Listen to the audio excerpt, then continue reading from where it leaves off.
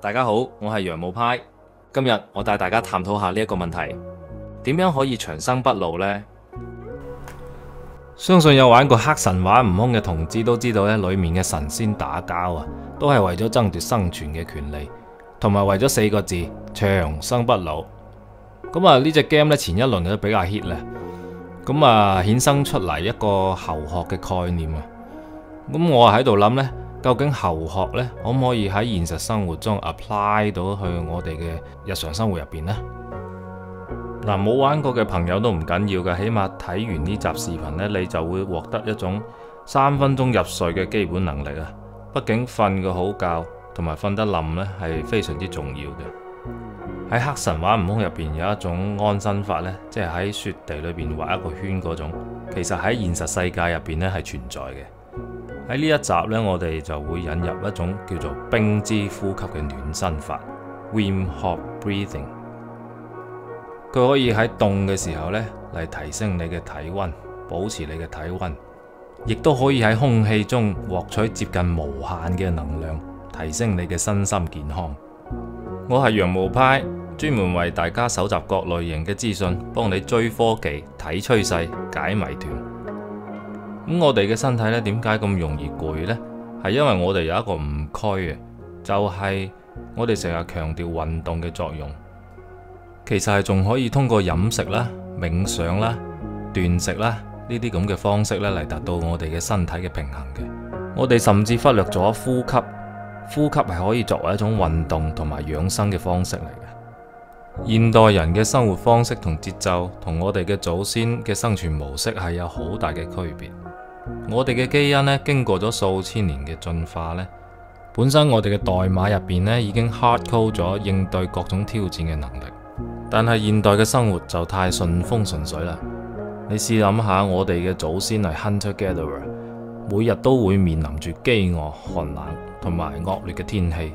佢哋需要穿越冰川，需要攀山涉水，甚至迎接極端嘅環境嘅挑戰。呢啲環境嘅挑戰呢，就鍛造咗我哋嘅身心靈，令我哋嘅基因入邊呢，就保留咗求生嘅模式。而家呢，我哋嘅生活幾乎呢就被科技所包圍，好多嘅日常挑戰呢已經不復存在。例如你就坐喺個空調房啦，冬天開暖氣，夏天就開冷氣啦，未餓親過啦，成日都有嘢食啦，一日到黑都唔喐，淨係坐喺辦公室裏邊啦。久而久之呢，我哋就失去咗對付環境挑戰嘅能力，身體就容易感到疲勞，跟住免疫系統就變得脆弱啦。咁 Wim Hof 咧就話咧，我哋嘅身體機能咧，其實係我哋嘅身體係因為着咗衫，所以我哋對外界嘅適應性就減弱。甚至佢提倡咧喺冬天咧係唔應該着衫嘅。所以最初我都係認為佢係狗噏嘅，但係咧大家可以試下咧，有冇啲生活經驗？如果你冬天冚住好厚嘅被咧，反而起身嘅時候咧係會鼻塞嘅。但係如果你喺冬天冚被嘅時候咧，降低你嘅被鋪嘅厚度嘅話咧，你起身嗰個時候反而個鼻係通暢嘅，就係咁 Q 神奇嘅。咁我梗係講緊香港嘅濕冷天氣啦，同埋我講緊係正常人。如果係病賴賴嗰種人喺冬天唔冚被嘅話，直接瓜老襯啦，係咪先？但係無論科技點樣進步啊，我哋祖先賦予俾我哋嘅基因喺現階段，我哋係冇辦法自己修改噶嘛。即係話呢，至少喺我哋呢一代啊，我哋能夠見到自己成個身體被基因修改嘅概率呢係比較細嘅。所以本站嘅目的呢，係要指出傳統嘅醫學理念呢點解係錯嘅呢？咁究竟咩叫 Wim Hof Method 呢？或者叫做 Wim Hof Breathing？ 咁啊 Wim Hof 呢，就喺全球就創下咗多項嘅驚人嘅世界紀錄。例如佢喺芬蘭嘅零下20度嘅環境裏邊跑步啦、游水啦，淨係着住條孖煙通就攀登7200米嘅珠穆朗瑪峰。喺波蘭嘅冰浴裏邊逗留時間超過2個鐘。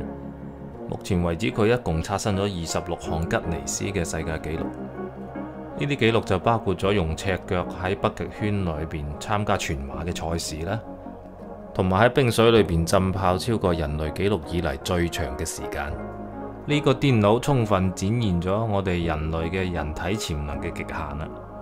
Wim Hof Method 就係由荷蘭嘅冰人 Wim Hof 所創立嘅方法啦。咁呢，佢嘅方法呢就包含3個核心嘅 concept： 呼吸練習、冷暴露、專注同心態。佢嘅呼吸練習 breathing exercise 就係通過一種特殊嘅深呼吸同埋平息嘅技術，透過增加體內嘅氧氣濃度，幫助我哋進入求生嘅模式。咁啊要點做呢？首先我哋要微微閉上雙眼，深呼吸一口氣，感覺空氣充滿整個胸腔，然之後快速吐氣，就咁樣重複30次。之後就憑住你嘅呼吸吐盡啲氣到底，閉氣超過1分半鐘之後呢，呢個時候你係冇氧氣喺你嘅身體裏邊，然之後你就深呼吸一口氣，繼續保持15秒，感覺你嘅身體嘅能量，然之後直接將氣體從口裏邊大啖咁呼出嚟，配合你嘅身體放鬆，再重複整個過程大概3次。呢個呼吸法可以促進我哋腎上腺素嘅釋放，幫助身體快速進入高效運作嘅狀態。同時佢可以 reset 我哋嘅自主神經系統啊！想馬上練習嘅朋友呢，就可以暫停呢條影片，跳過去留言區裏邊嗰條 link，馬上進行練習嘅。呢度有必要講下橫膈膜分割，因為呼吸方法雖然要注意肌肉擴張同埋收縮，但係呼吸運動之中最關鍵嘅係橫膈膜。橫膈膜以上嘅區域呢，包括左心臟、肺部同大腦，主要負責生存模式。呢啲器官喺面對壓力或危險時，啟動交感神經系統嚟應對，經常同 fight or flight 嘅應急反應相關。橫膈膜以下嘅區域包含肝臟、腎臟、胃、胰腺同腸道等器官，同恢復模式相關。呢幾個器官更側重於消化、新陳代謝同排毒，由副交感神經系統主導。通過呼吸方法，我哋可以自己選擇運用某一個模式，或者可以將2個模式同時激活。Wim Hof Breathing 嘅冷暴露主要係指沖凍水或者進行冰浴。呢種訓練可以增強免疫系統，幫助身體適應寒冷環境。此外，冷暴露仲可以提升新陳代謝，有助於脂肪燃燒同減重。沖凍水唔係舒適嘅體驗，但係佢可以幫助我哋適應唔舒適嘅情景。每次克服呢一種不適感，我哋嘅身體會逐漸提高應對壓力嘅能力。呢個對於應對現代生活中嘅各種心理壓力亦都大有幫助，增強大家嘅耐受力。通過排出大量嘅二氧化碳，平時二氧化碳喺血液中會同水反應形成碳酸，進一步釋放出氫離子，增加血液嘅酸度。當我哋進行 Wim Hof 呼吸法嘅時候，體內嘅二氧化碳含量會因為快速而深層嘅換氣而顯著下降。因此，當 carbon dioxide 減少，碳酸都會隨之減少，導致氫離子濃度下降，酸性減弱，血液會呈現弱鹼性狀態。呢種短暫改變可以持續幾分鐘到數十分鐘。血液處於短暫偏鹼性嘅狀態嘅時候，會對身體具有幾種正面影響。佢能夠降低神經細胞嘅興奮閥值，使人感到更清醒同埋專注。同時呢，可以延緩呼吸衝動，幫助身體耐受更高嘅二氧化碳濃度，所以就可以延長閉氣時間。血液偏鹼會減弱氧氣同血紅素嘅結合力，促使氧氣更容易釋放至組織，提升局部供氧效率。部分研究仲指出，呢種狀態同腎上腺素 adrenaline 嘅提升有關。adrenaline 提升會帶嚟抗炎效果，強化免疫力。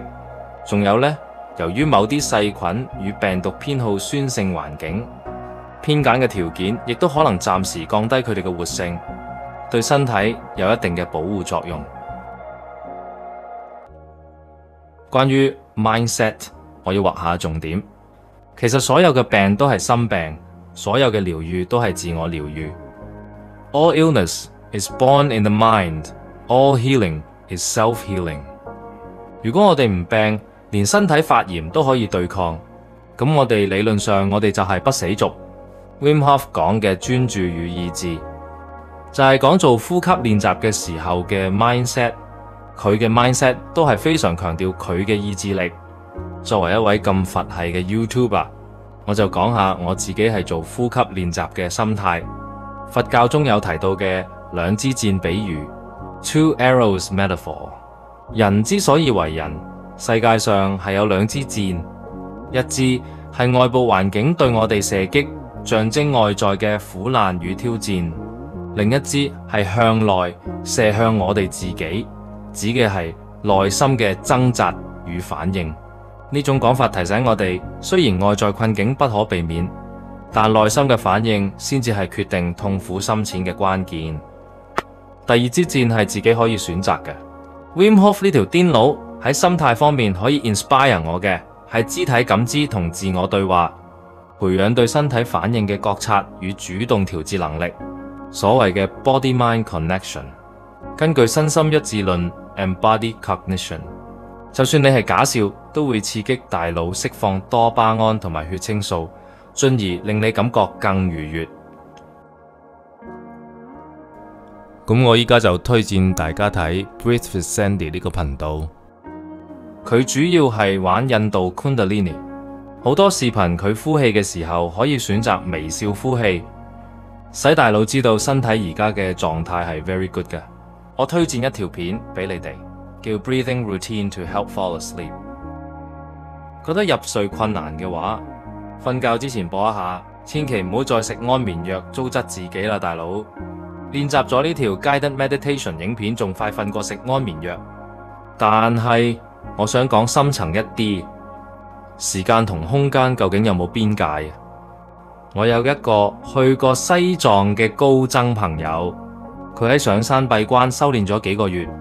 我嗰排成日喺度研究緊霍金嘅宇宙觀，因為霍金講過時間同空間既有邊界又冇邊界。The boundary condition of the universe is that it has no boundary. 我就問我嘅呢位朋友，時間同埋空間究竟有冇邊界？佢斬釘截鐵咁答我，時間同空間並唔存在。我感覺到自己當頭棒喝。後來返屋企喺某一次 meditation 之後，我理解到呼吸從來都係當下㗎，所以當下便係 here and now， 呢度同而家，未來、而家、過去，空間大細只係人類對世界嘅一種 measurement。你能夠從地球嘅另一端呼吸另一端嘅空氣咩？或者你可以呼吸過去或者未來嘅空氣咩？咁好明顯唔得。所以呼吸練習就係每個人都要掌握好嘅技能。另一方面，任何嘢都必然經歷生、住、壞、滅幾個過程。一般人認為人必然係經歷生、老、病、死幾個過程。既然時間係唔存在，咁呢幾個過程可能真係唔存在。